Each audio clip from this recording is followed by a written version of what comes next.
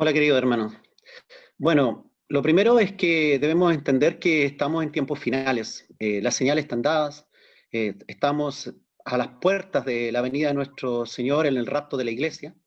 Y eso debe tenernos claro que, debemos tener claro que en cualquier momento se produce el rapto de la iglesia y no sería novedad que en este mes o en el año que sigue ya Cristo viniera a buscarnos.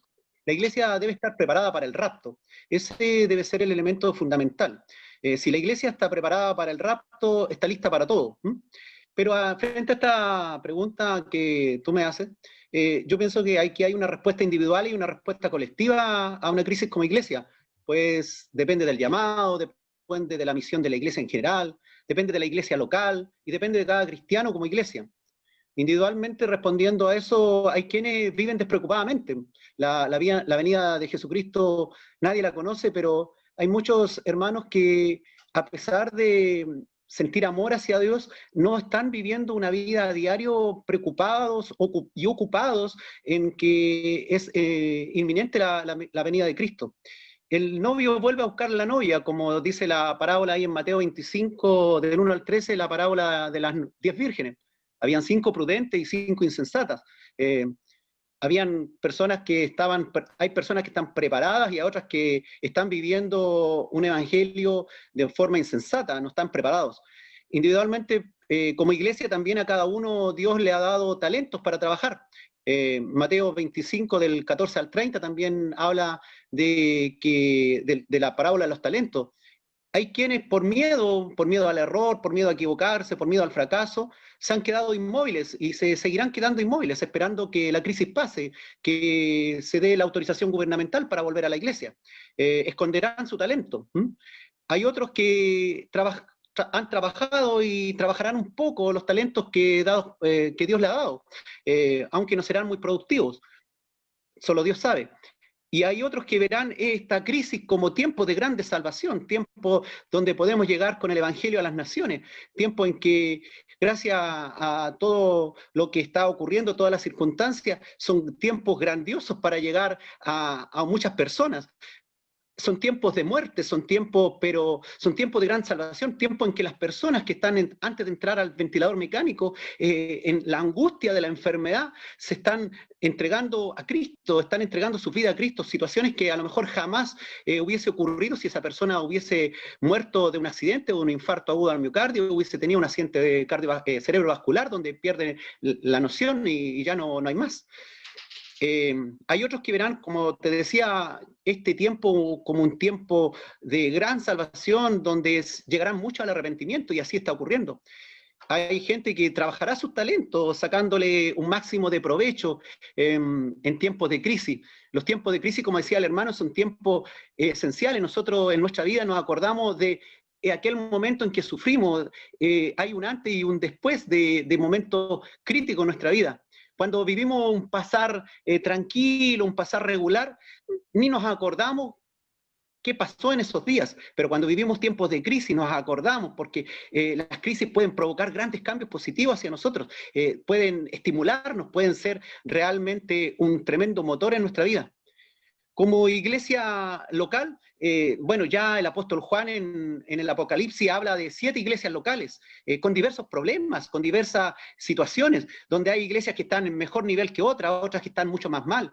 Vemos que la iglesia, la Odisea, que es la última, estaba bastante mal, es la iglesia que nos representa a nosotros. Bueno, también sabemos que esos son 7 tiempos, pero también eran 7 iglesias reales que estaban en los tiempos del apóstol Juan. 7 iglesias locales donde estaban enfocadas de diferentes maneras y no estaban trabajando realmente su situación. A veces hay que tener claro sí, que la estructura jerárquica de la iglesia, la religiosidad, impide muchas veces la expresión de los talentos, la expresión de los dones espirituales. A veces esta religiosidad, esta cuestión administrativa, había hecho que muchos hermanos que tienen grandes talentos y dones espirituales estuvieran apagados, pero en estos tiempos han despertado y hemos visto personas que eran un cero a la izquierda en las iglesias y ahora han tomado son protagonistas en el trabajo.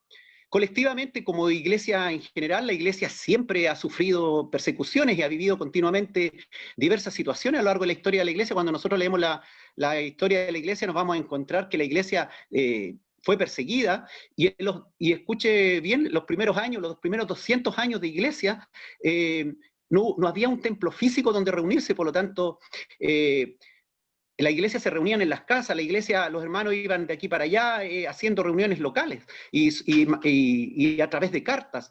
En estos 2000 años de historia la iglesia ha sufrido mucho, ha sufrido varias pestes. Esta no es la primera peste que sufre una iglesia. La iglesia a lo largo de la historia de la humanidad ha sufrido terribles pestes en Europa, donde quedó diezmada la población. Han habido guerras, nosotros conocemos el siglo XX, ¿no es cierto?, dos grandes guerras mundiales, pero también la iglesia ha soportado gran cantidad de catástrofes de todo tipo, persecuciones, muchos eventos. Este es un evento más dentro de todo lo que le toca vivir a la iglesia. Pero nada de ello ha podido ni podrá mermar la gran misión, la gran comisión que tenemos, que aparece ahí en Mateo 28 y 19, donde debemos ir y hacer discípulos a todas las naciones, bautizando en el nombre del Padre, el Hijo y el Espíritu Santo, dice la palabra. Y Juan 16, 33 también dice que dijo el Señor: estas cosas os he hablado, dijo Jesús, para que en mí tengáis paz. En el mundo tendréis aflicción, pero confiad, yo he vencido al mundo. Eso nos dice el Señor. Pablo también, el apóstol Pablo, estaba preparado y avisado por el Espíritu Santo. Hechos 20, 23, por ejemplo, nos revela que Pablo dice que el Espíritu Santo por todas las ciudades le daba testimonio al apóstol Pablo, diciendo que le esperaban prisiones, le esperaban tribulaciones.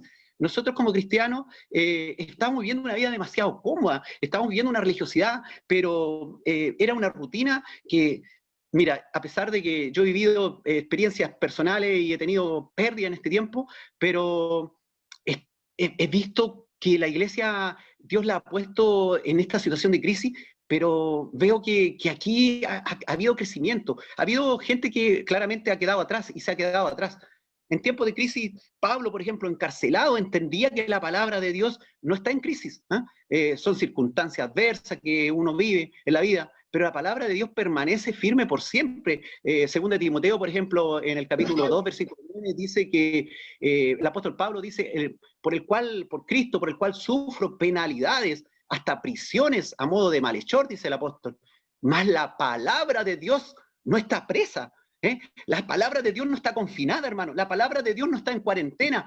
El apóstol Pablo estaba preso, nosotros estamos en cuarentena, nosotros estamos confinados, pero la palabra no está presa, hermano. Nosotros estamos vivos y podemos, mientras tengamos un soplo de vida, podemos clamarle al Señor, podemos predicar esta palabra, podemos llegar con la palabra a quien nos pongan adelante, sea por estas vías, sea por la vía que sea, pero la palabra de nuestro Señor no está presa. Son momentos en que el Espíritu de Dios trabaja en nuestra vida, y quien esté de rodillas, quien esté orando, va a recibir del Señor y va a clamar, y el Señor le va a dar y va a ser productivo, porque cuando el hombre se somete al Espíritu de Dios, el Espíritu de Dios te hace crecer, y no importa la situación, puedes terminar prisionero en una cárcel como el apóstol Pablo y Silas, y vas a alabar a Dios y vas a cantar a tu Señor.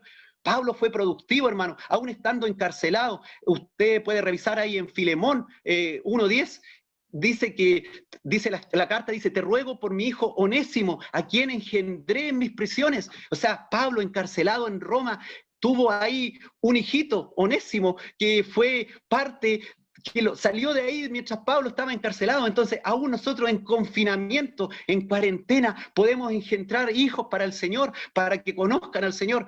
Filipenses 1:13 también dice el apóstol Pablo, dice: de tal manera que mis prisiones se han hecho patentes en Cristo, en todo el pretorio y a todos los demás. ¿Y qué es lo que era el pretorio? El pretorio era la guardia romana. O sea, el apóstol Pablo sabía que en crisis, estando en la cárcel, estando encarcelado, ahí pudo ir y predicarle a los propios guardias a los cuales estaba encarcelado. Ese debe ser nuestro sentimiento, nuestro corazón, cómo debe estar puesta nuestro deseo hoy día en estos tiempos de crisis. No debemos lamentarnos porque hemos perdido a alguien, no debemos lamentarnos porque hemos sufrido, porque hemos padecido, porque tenemos a alguien ahí hospitalizado, sufriendo o con riesgo de muerte. Debemos estar dispuestos a trabajar como trabajaba el apóstol Pablo. Dice Filipenses 1:14 que la mayoría de los hermanos, dice el apóstol Pablo, cobraban ánimo en el Señor con las prisiones que sufría él, con las crisis que estaba teniendo, que se atrevían los hermanos mucho más a hablar la palabra sin temor. Eso es lo que tiene que ocurrirnos, es lo que tiene que ocurrir a la iglesia, lo mismo que aparece ahí en la Escritura. Y finalmente, hermanos, quiero decirle que en tiempos de crisis, el trabajo no se detiene, hermano, solo cambia de estrategia, solo cambian las formas, pero el fondo sigue siendo el mismo. La palabra no está presa ni en cuarentena. La iglesia debe estar preparada en todo tiempo y ante cualquier evento esperando el rapto. Y nosotros individualmente y como iglesia local debemos corregir nuestros errores y acercarnos plenamente y en oración y a través de la palabra el Espíritu de Dios nos hable para poder comprender realmente cuál es nuestra misión hoy en la situación que estamos.